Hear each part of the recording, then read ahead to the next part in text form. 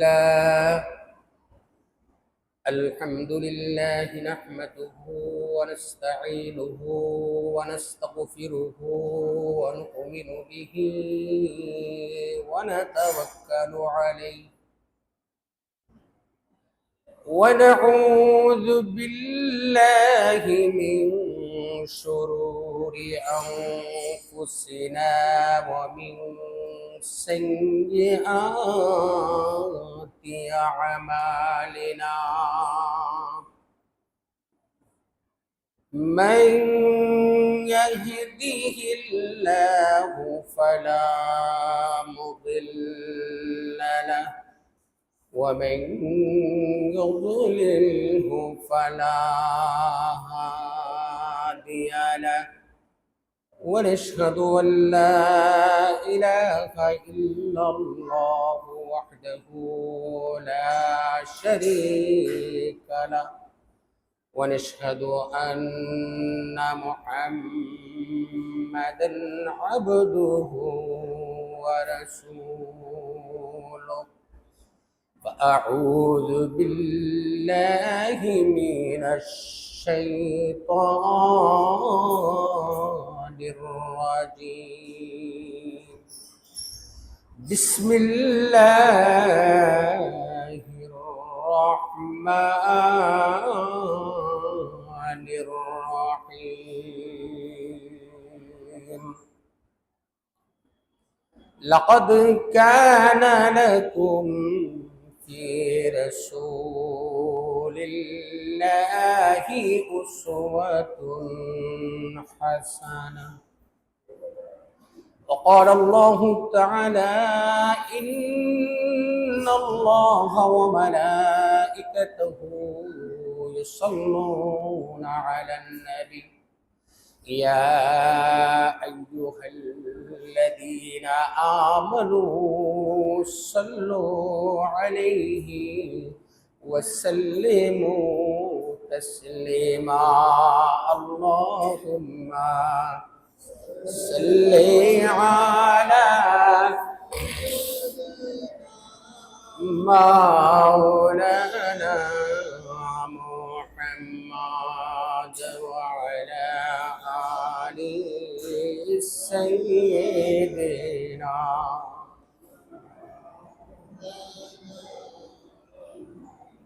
حسن الثبوت में ईसा याद बेजादारी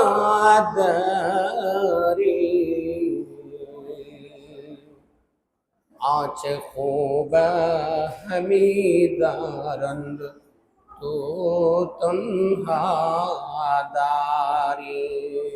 अल्लाहुम्मा सल्ली अला मौलाना मुहम्मद वअला आलि सय्यिदिना मौलाना गुफ्ते मुसाब खुदा दुर को है तू गुफ्ते मुसाब खुदा दुर को है तू गुफ्ते अहमद बखुदा दुर अर्श नूर अल्लाहुम्मा सल्ली अला मौलाना मुहम्मद वअला आलि सय्यिदिना मौलाना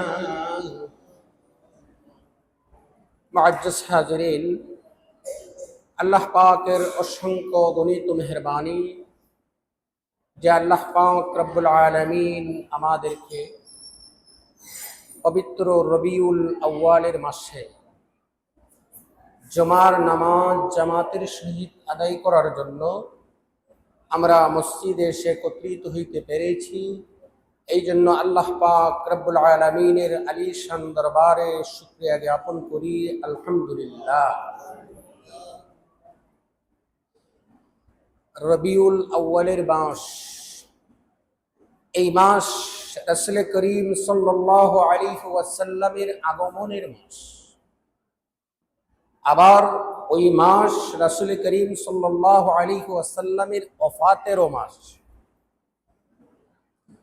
রাসূল করিম সাল্লাল্লাহু আলাইহি ওয়াসাল্লামের ওফাত এবং আগমনের কারণে ওই মাসের মর্যাদা গুরুত্ব অনেক বেড়ে গেছে। রাসূল করিম সাল্লাল্লাহু আলাইহি ওয়াসাল্লাম এই রবিউল আউয়াল মাসের 12ই রবিউল আউয়াল, মতান্তরে 9, 11, 13 বিভিন্ন রিওয়ায়াত আছে। আমরা ধরে নিলাম 12ই রবিউল আউয়াল রাসূল করিম সাল্লাল্লাহু আলাইহি ওয়াসাল্লাম পৃথিবীতে আগমন করেছিলেন। রাসূল করিম সাল্লাল্লাহু আলাইহি ওয়াসাল্লাম পৃথিবীতে আগমন করার পূর্বে গোটা পৃথিবীটা তুমুল আধারে আচ্ছাদিত ছিল। যেই যুগটাকে বলা হতো আইয়ামে জাহিলিয়াত, অন্ধকারের যুগ। অন্ধকারের থেকে আরো বেশি অন্ধকার। সামাজিক, রাজনৈতিক, পারিবারিক, অর্থনৈতিক অবস্থাটা, ধর্মীয় অবস্থাটা এমন ছিল, আরবের বিভিন্ন সাহিত্যিক এই আইয়ামে জাহিলিয়াতের বর্ণনা দিয়েছেন, এমন চরমভাবে দিয়েছেন। যদি আইয়ামে জাহিলিয়াতের বর্ণনা আমি আপনাদের কাছে দিতে থাকি, কয়েক মাস জাহিলিয়াতের বর্ণনা বিভিন্ন পর্যায়ের দেওয়া যাবে, এরপরেও বর্ণনা দেওয়া শেষ হবে না। যাই হোক, এই জাহিলিয়াতের বর্ণনা দেওয়া আমার উদ্দেশ্য না। এই জাহিলিয়াতের যুগে, এই অন্ধকারের যুগে, এই আইয়ামে জাহিলিয়াতের যুগে এই পৃথিবীতে আগমন করেছিলেন আকায়ে নামদার, তাজদারে মদিনা, সৈয়দুল মুরসালিন, খাতামুন নবিয়্যিন, শফিউল মুজরিবিন, রাহমাতুল্লিল আলামিন হযরত মুহাম্মদুর রাসূলুল্লাহ, সকলে বলেন সাল্লাল্লাহু আলাইহি ওয়াসাল্লাম। পৃথিবীতে যখন আগমন করেছিলেন তখন এই আগমনটি যেন ছিল আধার রাতে চাঁদের আলো, আধার রাতে গুর অমাবস্যার অন্ধকার রাত্রিতে হঠাৎ করে একটা 500 পাওয়ারের একটা লাইট জ্বলে উঠল। আপনি আর কোনো কিছু দেখতে সমস্যা হবে। ঠিক তেমনি মুহাম্মদুর রাসূলুল্লাহ এমন একটি সময়ে পৃথিবীতে আগমন করেছিলেন যেন আধার রাতে চাঁদের আলো। আধার রাত্রে গোটা পৃথিবীর সামাজিক, অর্থনৈতিক, পারিবারিক, রাজনৈতিক, ধর্মীয় অবস্থাটা একেবারে অবক্ষয়, একবারে নিম্নের সীমায় চলে গিয়েছিল। এই মুহূর্তে মুহাম্মদুর রাসূলুল্লাহ আগমন করার সাথে সাথে গোটা পৃথিবীর অবস্থা স্বাভাবিকতায় ফিরে আসলো। বলেন সুবহানাল্লাহ। মুহাম্মদুর রাসূলুল্লাহ সাল্লাল্লাহু আলাইহি ওয়াসাল্লাম দুনিয়াতে বেঁচে ছিলেন 63 বছর। কত বছর? 63 বছর। মুহাম্মদুর রাসূলুল্লাহ সাল্লাল্লাহু আলাইহি ওয়াসাল্লামের 63 বছর জীবনকে 3টি ভাগে বিভক্ত করা হয়। কয় ভাগে? প্রথম 40 বছর নবুয়তের পূর্বে মক্কায়, নবুয়তের পূর্বের 40 বছর, নবুয়ত পাওয়ার পর মক্কায় 13 বছর। 40 আর 13 কত? 53। হিজরত করার পর মদিনায় 10 বছর। কত হলো? 63 বছর। মুহাম্মদুর রাসূলুল্লাহ সাল্লাল্লাহু আলাইহি ওয়াসাল্লাম 63 বছর বেঁচে ছিলেন। মুহাম্মদুর রাসূলুল্লাহ সাল্লাল্লাহু আলাইহি ওয়াসাল্লামকে আল্লাহ পৃথিবীতে গোটা বিশ্ববাসীর জন্য উত্তম মডেল হিসাবে, উত্তম নমুনা হিসাবে প্রেরণ করেছিলেন। বলেন সুবহানাল্লাহ। মুহাম্মদুর রাসূলুল্লাহ সাল্লাল্লাহু আলাইহি ওয়াসাল্লাম উত্তম নমুনা হিসাবে, উত্তম মডেল হিসাবে আল্লাহ পৃথিবীতে প্রেরণ করেছিলেন। মুহাম্মদুর রাসূলুল্লাহ সাল্লাল্লাহু আলাইহি ওয়াসাল্লামের বাবার নাম ছিল আব্দুল্লাহ, মায়ের নাম ছিল আমেনা। মুহাম্মদুর রাসূলুল্লাহ সাল্লাল্লাহু আলাইহি ওয়াসাল্লামের জন্মের 6 মাস পূর্বে তার বাবা ইন্তেকাল করেছিলেন। ইন্তেকাল করার পর এক ব্যক্তি তার দাদা আব্দুল মুতালিবের কাছে এসে বলতেছে, হে আব্দুল মুতালিব, তুমি তো মক্কার সর্দার, মক্কা মদিনার সম্ভ্রান্ত পরিবারের সন্তান। আব্দুল মুতালিবের সামনে দাঁড়িয়ে কেউ কথা বলার সাহস নেই, এরপরেও আমি সাহস করে বলেও পারছি না, না বলেও পারছি না, একটি কথা বলার জন্য আমি তোমার দরবারে আসছি। এই কথাটি হলো, আরবের প্রথা অনুযায়ী আমরা জানি, কোনো মানুষের স্বামী যখন মারা যায়, ওই মানুষ ঘরের ভিতরে আবদ্ধ থাকে, জীর্ণ শীর্ণ অবস্থায় থাকে। ওই মানুষটি কোনো ধরনের সাজুগুজু করে থাকে না, কোনো ধরনের প্রসাধনী ব্যবহার করে না, কোনো ধরনের খুশবু পারফিউম সেন্ট ব্যবহার করে না। এ আব্দুল মুতালিব, তোমার ছেলে আব্দুল্লাহর বউ, আব্দুল্লাহর স্ত্রী আমেনা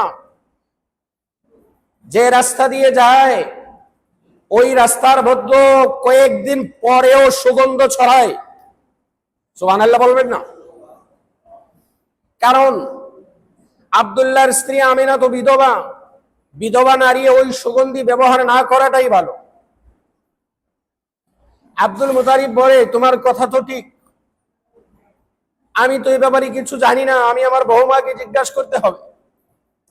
এইবার আব্দুল মুতালিব আমেনাকে জিজ্ঞাসা করছে, ও আমেনা শোনো, মক্কার একজন সম্ভ্রান্ত ব্যক্তি আমার কাছে অভিযোগ নিয়ে আসছে, তুমি নাকি রাস্তায় খুশবু ব্যবহার করো, উন্নত মানের পারফিউম আতর ব্যবহার করো। তুমি আগের দিন যে রাস্তা দিয়ে যাও, পরের দিনও ওই রাস্তার মধ্যে খুশবু ছড়ায়।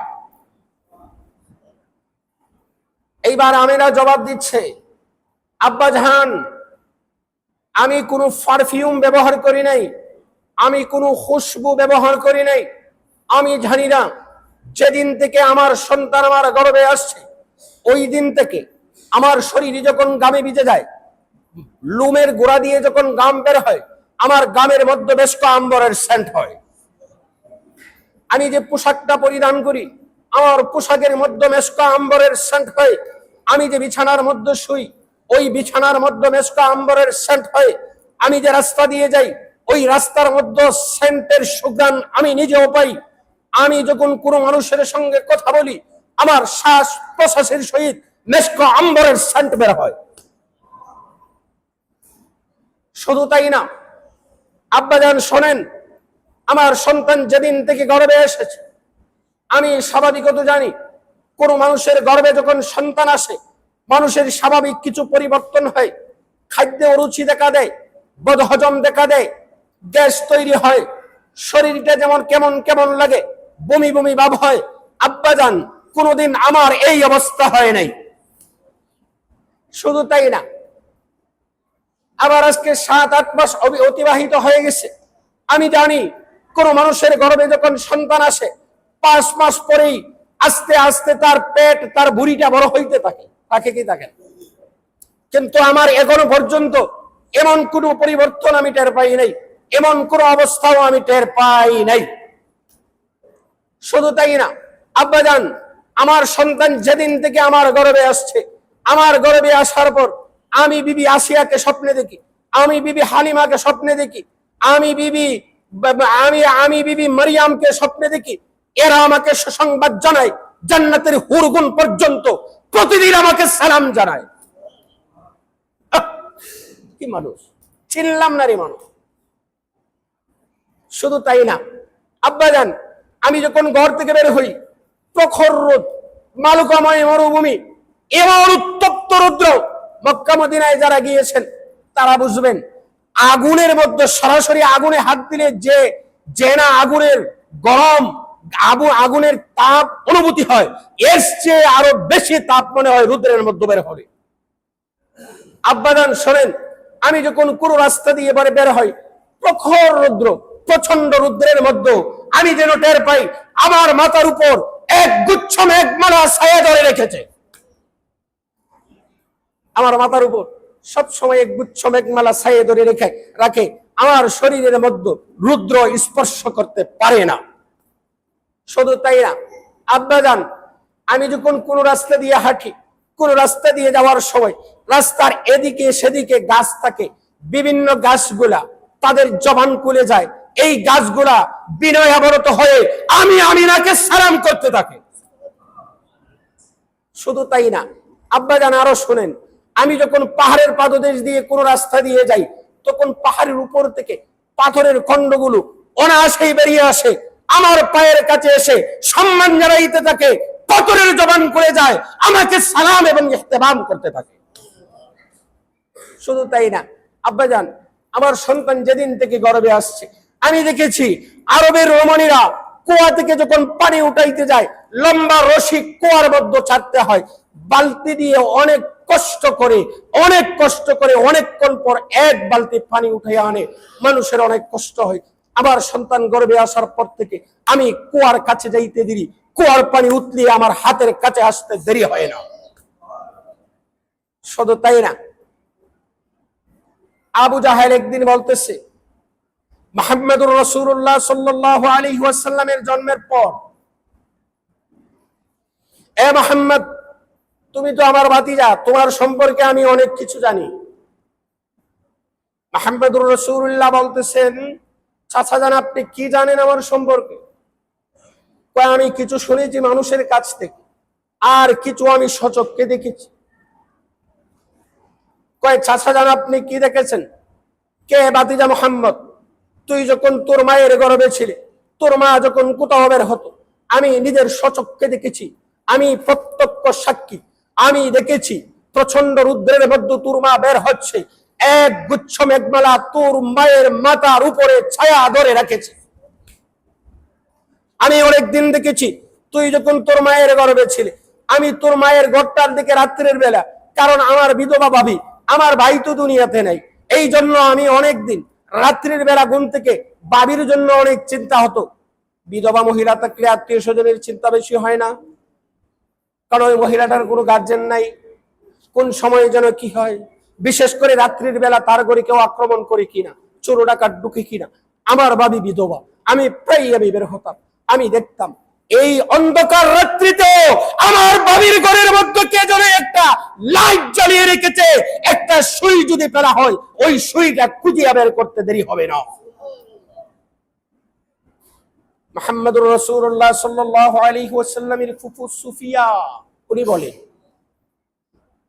আমার ভাবি যখন অন্তঃসত্ত্বা, আমি খুব চিন্তিত ছিলাম, আমার ভাই তো দুনিয়াতে নেই, আমার ভাই তো দুনিয়াতে নেই, আমার ভাবি দুনিয়াতে আছেন, আমার ভাবির গর্ভে আমার ভাইয়ের একটা সন্তান, ওই সন্তানটা যেন সহি সালামতে দুনিয়াতে ভূমিষ্ঠ হয়।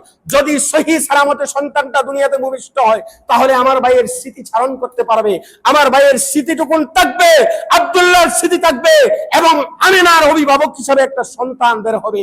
কাজেই আমি খুব চিন্তিত ছিলাম, আমার ভাবিটা যেন সহি সালামতে সন্তানটা ভূমিষ্ঠ হয়।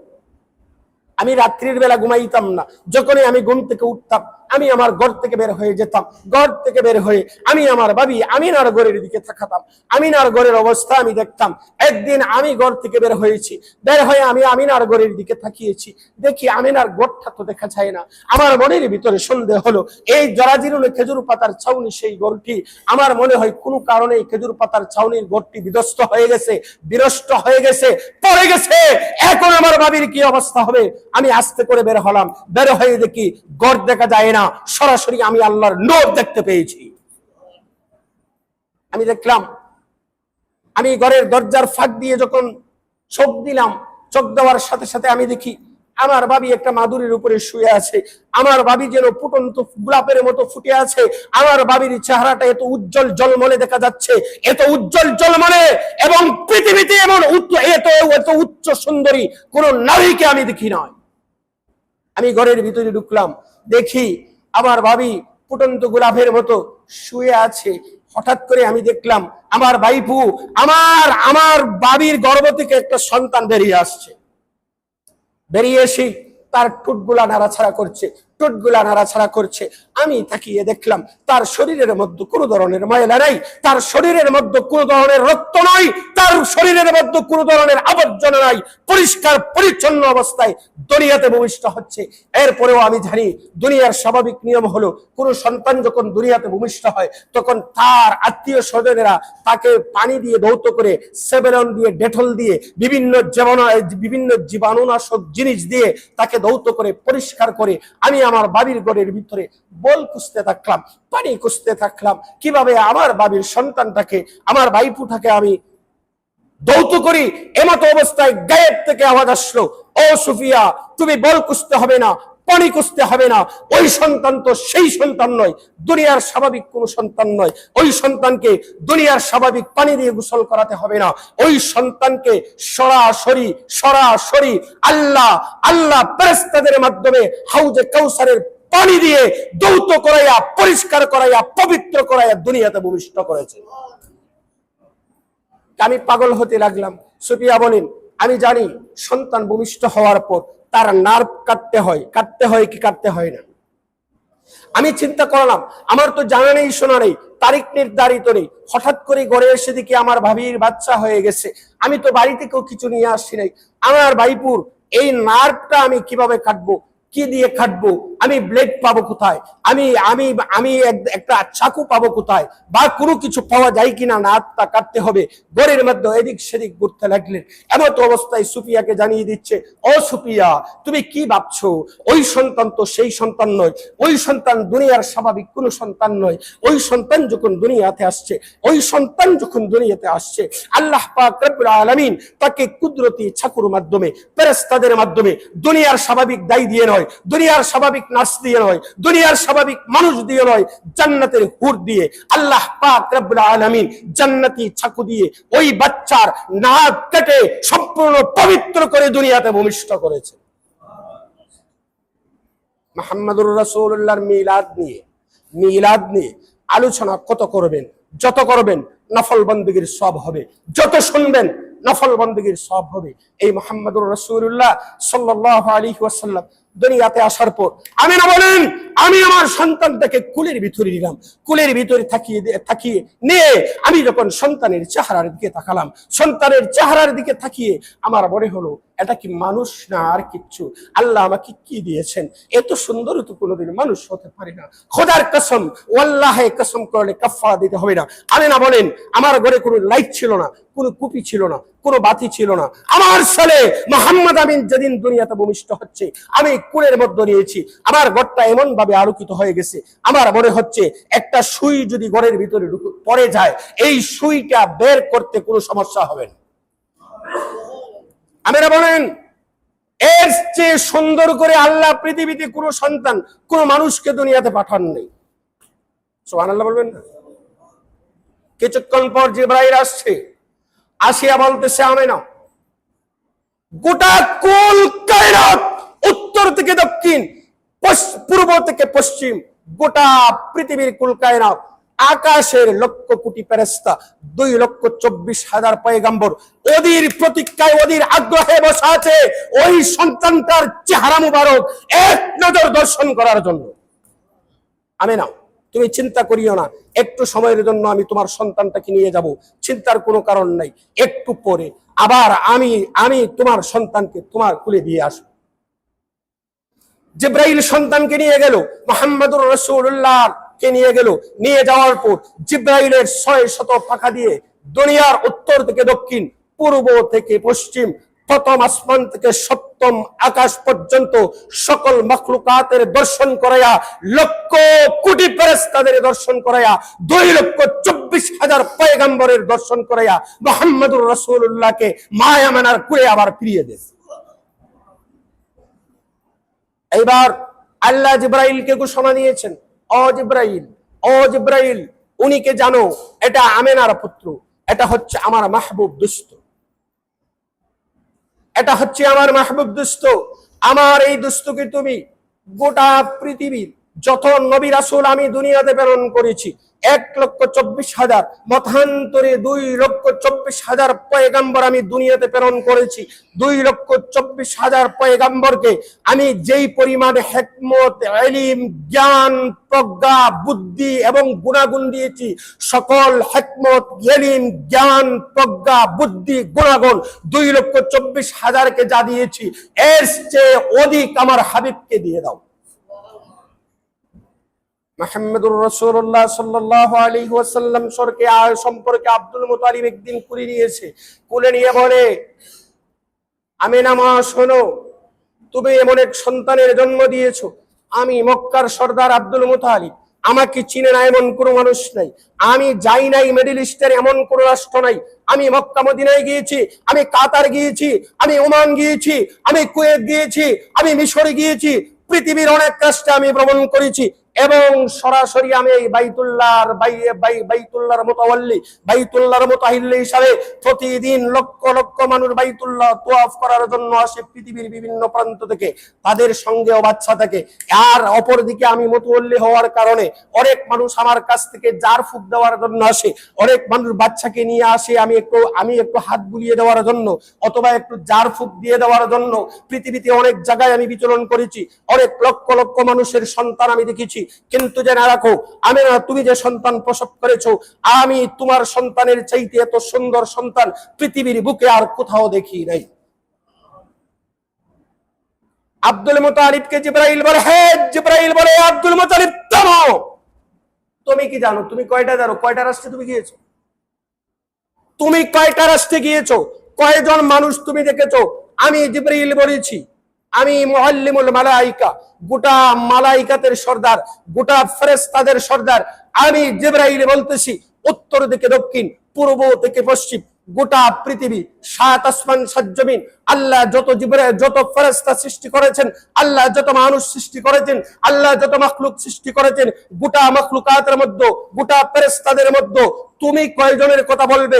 গোটা পৃথিবীতে এবং গোটা ফেরেশতার চাইতে আল্লাহ সবচেয়ে অধিক সুন্দর করে মুহাম্মদুর রাসূলুল্লাহকে প্রেরণ করেছে। আল্লাহ ডাক দিয়ে বলেন, জিবরাইল তুমি থামো, তুমি জানো, তুমি কত জানো, তুমি জানো উনি কে? উনি মুহাম্মদুর রাসূলুল্লাহ গোটা পৃথিবীর জন্য শুধু রহমত নন, গোটা পৃথিবীর জন্য শুধু রহমত নন, আমি আল্লাহর জন্য রহমত। আমার প্রিয় দুস্থ মাহবুব, আমি আমার মাহবুবকে যেই পরিমাণ সুন্দর দিয়েছি, গোটা পৃথিবীর সুন্দরকে যদি এক পাল্লায় রাখা হয়, গোটা পৃথিবী এবং গোটা পৃথিবীর সৌন্দর্য ম্লান হয়ে যাবে আমার মাহবুবের কাছে। মুহাম্মদুর রাসূলুল্লাহ সাল্লাল্লাহু আলাইহি ওয়াসাল্লামের নাতি হাসান রাদিয়াল্লাহু তাআলা আনহু বয়স মাত্র 7 বছর। উনি মনে মনে ভাবলেন, আমার নানার হুলিয়া মুবারক একটু লিপিবদ্ধ করে রাখি, ডায়েরিভুক্ত করে রাখি। এখন আমার বয়স মাত্র 7 বছর, এখনো আমার স্মৃতি শক্তি ঠিক হয় নাই, আমি অনেক কিছু জানি নাই, কার কাছ থেকে আমার নানা সম্পর্কে আমি জানবো? উনি চলে গেলেন ওনার মামা হিন্দার কাছে। হিন্দা ছিলেন হাসান রাদিয়াল্লাহু তাআলা আনহুর মামা, খাদিজা রাদিয়াল্লাহু তাআলা আনহুর সন্তান। কারণ খাদিজা রাদিয়াল্লাহু তাআলা আনহু মুহাম্মদুর রাসূলুল্লাহর সাথে বিবাহের আগে আরো 2টা বিবাহ হয়েছিল, ওই স্বামীগুলো মারা গেছে। হিন্দ ইবনে আবু হালা ছিল খাদিজা রাদিয়াল্লাহু তাআলা আনহার স্বামী। ওই স্বামীর ঘরের সন্তান হিন্দ রাসূল করিম সাল্লাল্লাহু আলাইহি ওয়াসাল্লাম হুলিয়া মুবারক এবং চেহারার অবয়ব এবং গঠন প্রণালী সম্পর্কে খুব সুন্দর বর্ণনা করতেন। একদিন হাসান রাদিয়াল্লাহু তাআলা আনহু ওনার মামা হিন্দের কাছে গিয়েছেন, গিয়ে বলতেছেন, মামা আমি আসছি আপনার কাছে আমার নানা সম্পর্কে কিছু জানার জন্য, আপনি আমার নানা সম্পর্কে কিছু বলুন। হযরত হাসান রাদিয়াল্লাহু তাআলা আনহুর সেই হাদিসটি শামাইলে তিরমিজিতে এসেছে। হিন্দ বলতেছে, ও হাসান, তোমার নানা মুহাম্মদুর রাসূলুল্লাহ সম্পর্কে আমি কি বর্ণনা করব? তোমার নানা মুহাম্মদুর রাসূলুল্লাহ সাল্লাল্লাহু আলাইহি ওয়াসাল্লাম ছিলেন পূর্ণিমার চন্দ্রের চাইতে আরো বেশি সুন্দর। সুবহানাল্লাহ বলবেন না? মুহাম্মদুর রাসূলুল্লাহ সাল্লাল্লাহু আলাইহি ওয়াসাল্লামের গঠন প্রণালী সম্পর্কে আমি কি বর্ণনা করব? মুহাম্মদুর রাসূলুল্লাহ সাল্লাল্লাহু আলাইহি ওয়াসাল্লাম অধিক লম্বাও ছিলেন না, আবার বেটেও ছিলেন না। কারণ মানুষ যদি অধিক লম্বা হয়, দেখবেন লম্বা মানুষগুলা স্বাভাবিকত একটু সহজ সরল হয়। তাদের ব্যাপারে একটা খেতাব মানুষ বলে, যত লম্বা তত বেকুফ, মস্কারি করে বলে আর কি। আবার মানুষ যদি বেটে হয় তত বেশি চালাক হয়, চতুর হয়। মুহাম্মদুর রাসূলুল্লাহকে আল্লাহ অধিক লম্বাও করেন নাই, মানুষ যেন সমালোচনা করে। মুহাম্মদুর রাসূলুল্লাহকে আল্লাহ অধিক খাটো করেন নাই, মানুষ যেন সমালোচনা করে। আল্লাহ পাক রব্বুল আলামিন তার প্রিয় হাবিব মুহাম্মদুর রাসূলুল্লাহকে সকলের সমালোচনার ঊর্ধ্বে রেখে মধ্যম আকারে আল্লাহ সৃষ্টি করেছেন। শুধু তাই না, হাসান শোনো, মুহাম্মদুর রাসূলুল্লাহ সাল্লাল্লাহু আলাইহি ওয়াসাল্লামের চুল মুবারক ছিল প্রলম্বিত লম্বা। উনি যখন তোল দিয়ে চুলগুলো আঁচড়াতেন তখন মৃদবন্ধ বাতাসে চুলগুলো ধুল খাইতো। কাছ থেকে কেউ তাকালে দেখা যায় তো এই চুলের ভিতরে তার চেহারা দেখা যায়। কালো কুচকুচে কালো চুল ছিল। চুলের মধ্যখান থেকে মধ্যখান দিয়ে যখন সীতা কাটতেন তখন যেন মনে হতো কোনো মানুষ পাশে দাঁড়ালে একবারে হুবহু তার প্রতিচ্ছবি তার মাথায় ভেসে উঠত। মুহাম্মদুর রাসূলুল্লাহ সাল্লাল্লাহু আলাইহি ওয়াসাল্লামের কপাল মোবারক ছিল একটু চওড়া। মুহাম্মদুর রাসূলুল্লাহ সাল্লাল্লাহু আলাইহি ওয়াসাল্লামের চেহারা মোবারক ছিল একেবারে গোলাকার না, একেবারে লম্বাও না, মধ্যম আকৃতির, হালকা গোলাকার। চুলগুলা একেবারে কুকরানো না, আবার একেবারে লম্বাও না, হালকা হালকা কুকরানো, ঢেউ তোলা। এই মুহাম্মদুর রাসূলুল্লাহ সাল্লাল্লাহু আলাইহি ওয়াসাল্লামের চক্ষুগুলা ছিল বড় বড়। চক্ষুর ভিতরের কালো অংশ ছিল একদম কৃষ্ণ কালো, সাদা অংশ ছিল বেশি সাদা। উনি যখন মাঝে মাঝে চোখের পাতাগুলো ফেলতেন মনে হতো যেন গোলাপের পাপড়িগুলো ধুল খাচ্ছে। মুহাম্মদুর রাসূলুল্লাহ সাল্লাল্লাহু আলাইহি ওয়াসাল্লামের দাগর চক্ষু দিয়ে কাহার দিকে তাকালে ওই মানুষের ভিতরে ভয় চলে আসতো। তার নেতৃত্ব এবং কর্তৃত্ব এবং ব্যক্তিত্বের কারণে কোন মানুষ মুহাম্মদুর রাসূলুল্লাহকে প্রথমে দেখে ভয় পেয়ে যেত ব্যক্তিত্বের কারণে, আর এরপরে যখন তার সাথে মিশতো তখন তাকে ভালোবেসে ফেলতো, তাকে কোনোদিন ভুলে যেতে পারতো না তার ব্যবহারের কারণে। এই মুহাম্মদুর রাসূলুল্লাহ সাল্লাল্লাহু আলাইহি ওয়াসাল্লামের নাকগুলা ছিল খাড়া। মুহাম্মদুর রাসূলুল্লাহ সাল্লাল্লাহু আলাইহি ওয়াসাল্লামের নাকের ছিদ্রগুলা ছিল ছোট ছোট। মুহাম্মদুর রাসূলুল্লাহ সাল্লাল্লাহু আলাইহি ওয়াসাল্লামের বুক এবং পেট, এর মধ্যখানে বুকের নিচ থেকে পেটের নাভি পর্যন্ত হালকা হালকা চুলের একটা লিখি নিচের দিকে নেমে আসছিল, কুচকুচে কালো। ওনার বুক ছিল প্রশস্ত, পেট এবং বুক সমান ছিল। অনেকের পেট বড় থাকে অথবা বুক বড় থাকে, এমন হয় না? কিন্তু মুহাম্মদুর রাসূলুল্লাহ সাল্লাল্লাহু আলাইহি ওয়াসাল্লামের গঠন প্রণালীকে আল্লাহ এমন ভাবে বাছাই করেছেন, সকল প্রকার দোষ ত্রুটি থেকে মুক্ত করে মুহাম্মদুর রাসূলুল্লাহকে আল্লাহ বাছাই করেছেন। মুহাম্মদুর রাসূলুল্লাহ যখন কাহার দিকে তাকাতেন তখন ওইভাবে পিছনে তাকাতেন না, সরাসরি ঘুরিয়া দাঁড়াইয়া তাকাতেন। কেন তাকাতেন? মুহাম্মদুর রাসূলুল্লাহ বলেন, কোন মানুষকে পিছন থেকে যদি দেখা হয় তাহলে এটার মধ্যে অহমিকা এবং তকব্বুরি আসে এবং তার প্রতি অবহেলা প্রকাশিত হয়। এই জন্য মুহাম্মদুর রাসূলুল্লাহ কাউকে দেখতে চাইলে পিছনে ওইভাবে তাকাতেন না, সরাসরি ঘুরিয়া দাঁড়াইতেন। এবং মুহাম্মদুর রাসূলুল্লাহ সাল্লাল্লাহু আলাইহি ওয়াসাল্লামের এক কাঁধ থেকে আরেক কাঁধ পর্যন্ত ছিল একটু প্রশস্ত। মুহাম্মদুর রাসূলুল্লাহর হাতের তালু এবং পায়ের তালুতে ছিল গোশত বেশি। এই জন্য উনি যখন সমান রাস্তাতে হাঁটতেন যেন বোঝা যেত উনি উপর থেকে নিচে নামতেছেন। মুহাম্মদুর রাসূলুল্লাহ সাল্লাল্লাহু আলাইহি ওয়াসাল্লাম উত্তম চরিত্রের অধিকারী ছিলেন। ইন্নাকা লাআলা খুলুকিন আযীম, উত্তম চরিত্রের অধিকারী ছিলেন।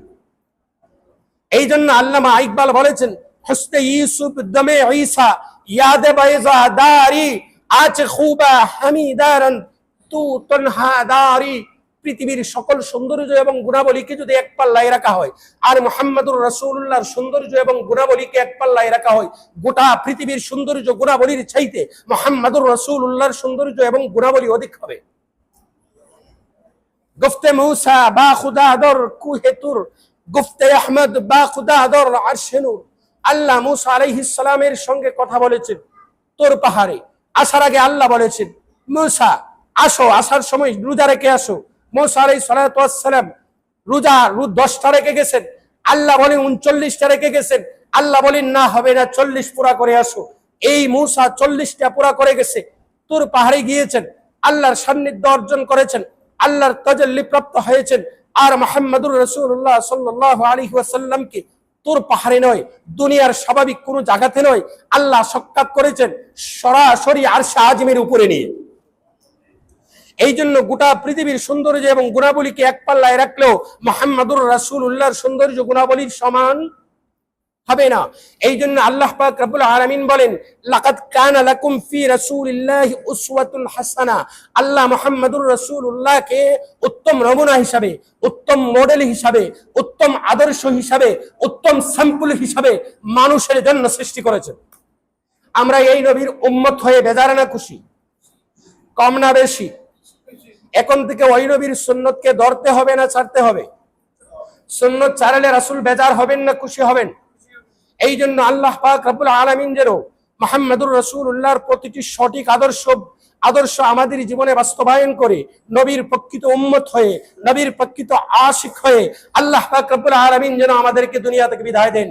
ওয়া আখির দাওয়ানা আলহামদুলিল্লাহি রাব্বিল আলামিন। যারা সুন্নাত নামাজ পড়েন নাই, 4 রাকাত সুন্নাত নামাজ আদায় করে নেন।